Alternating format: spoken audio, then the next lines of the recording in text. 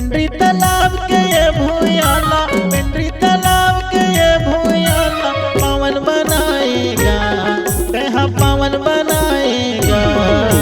सत महिमा देखा के बाबा उहाँ मेला लगाएगा, सत महिमा देखा के बाबा उहाँ मेला लगाएगा।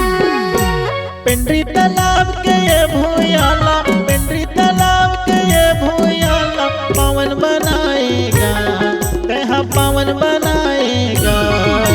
सत महिमा देखा के बाबा उहाँ मेला लगाएगा, सत महिमा देखा के बाबा उहाँ मेला लगाएगा।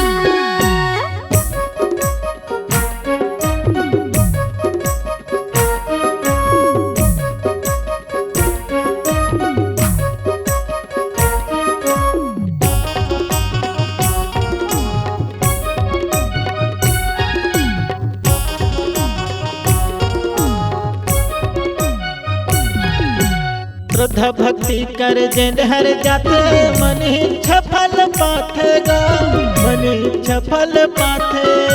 चंदन लगा के उहाँ के माटी ला निर्मल काया बनाथे, चंदन लगा के उहाँ के माटी ला निर्मल काया बनाथे।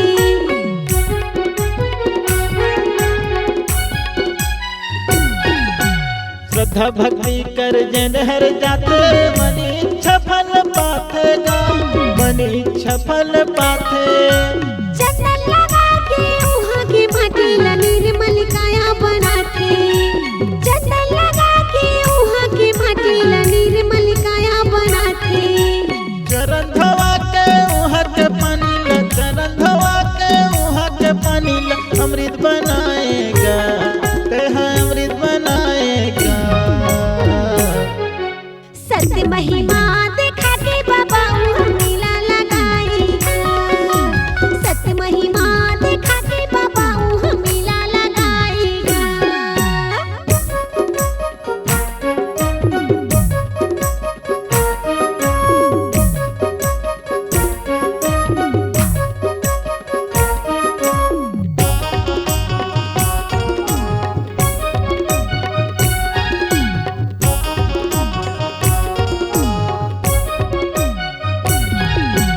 डुबकी लगावत है सब भक्तन मन, कटत हवे सब बीमारी का, कटत हवे सब बीमारी। महिमाला पाके अमृत सरोवर में आवत हुए नर नारी, महिमाला पाके अमृत सरोवर में आवत हुए नर नारी।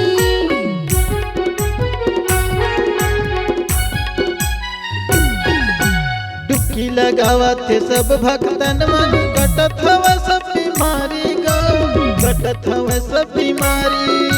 महिमाला पाके अमृत सरोवर में आवत हुए नर नारी, महिमाला पाके अमृत सरोवर में आवत हुए नर नारी। सब भक्तन के कायल तार के, सब भक्तन के कायल तार के निर्मल बनाएगा, तेहा निर्मल बनाएगा। सत्य महिमा